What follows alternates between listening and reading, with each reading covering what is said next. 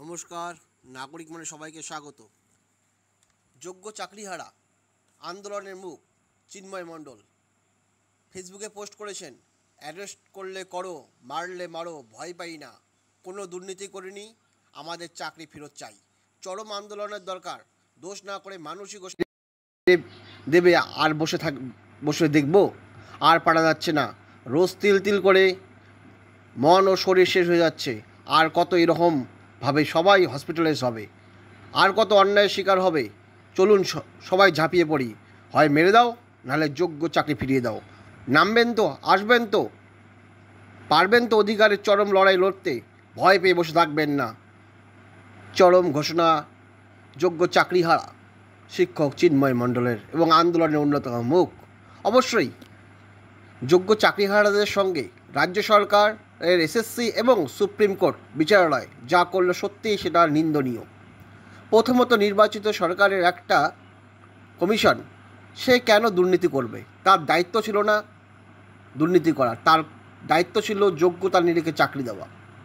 দুর্নীতি করেছে, কিন্তু সেই দুর্নীতি হয়েছে তাই আদালতের যারা বঞ্চিত হয়েছিল আদালতের কাছে আবেদন মাফিক সেখানে সিবিআই তদন্ত, বাক কমিটি সব হয়েছিল, সেখানে দুর্নীতি ধরা পড়েছিল।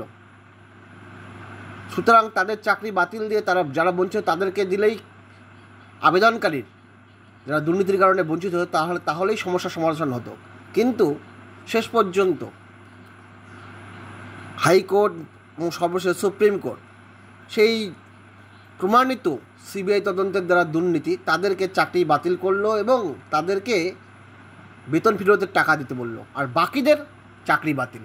বাকিদের মধ্যে আবার একদল যারা not to be found tainted, বাকি সবাই রয়েছে, তাদের মধ্যে ইন সার্ভিস যারা পুরনো চাকরি কাজ করতো তাদেরকে পুরনো জায়গায় রিটার্ন যাওয়ার সুযোগ দিতে হবে।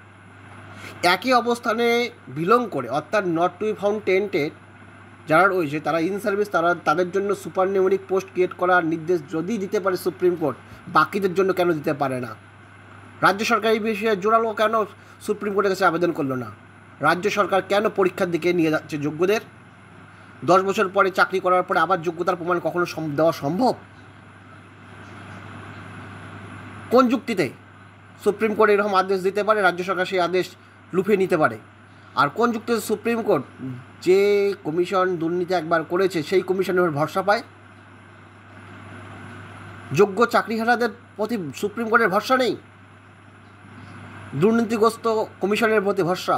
সত্যি একটা জোরালো আন্দোলন দরকার। আন্দোলনের মুখ চিন্ময় মণ্ডল তার ফেসবুক গ্রুপ পোস্টে করেছেন। আপনারা কি মনে করেন এই বিষয়ে, যোগ্য চাকরিহারাদের আন্দোলন নিয়ে? রাজ্যের বিরোধী দল মানুষের সম্মান, মানুষের অধিকার ফিরিয়ে আনার জন্য কোনো পথে নামেছে কি? এতগুলো যোগ্যর পরিবার, 26,000-এর মধ্যে 19,000, তাদের 10 বছরের জীবন সংসার, তাদের অধিকার নষ্ট করছে রাজ্য সরকার, সুপ্রিম কোর্ট। সে বিষয়ে বিরোধী দল কেন গর্জে উঠল না? নামমাত্র বিরোধী দল, তারা রাষ্ট্রবাদী এখানে খোঁজে, অসভ্য বিরোধী দল।